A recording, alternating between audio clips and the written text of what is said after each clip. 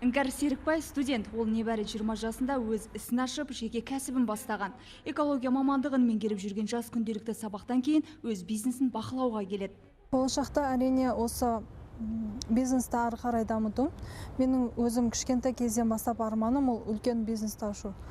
Және бұл ең бірінші менің жобам болып жатыр. Осыдан ары қарай әрине қалада сеттарын ашу, ары қарай жалғастыру.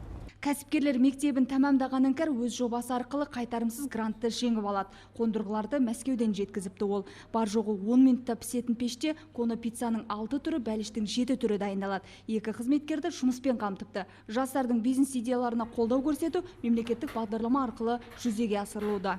Бұл бағдарлама жыл сайын өзінің тұтынушылары дейді көбейіп келе жатыр. Одан бөлек жас кәсіпкерлер бұрынғы жылмен 2013 жылды салыстыратын болсақ, одан да жақсы жобалар шығып келе жатыр.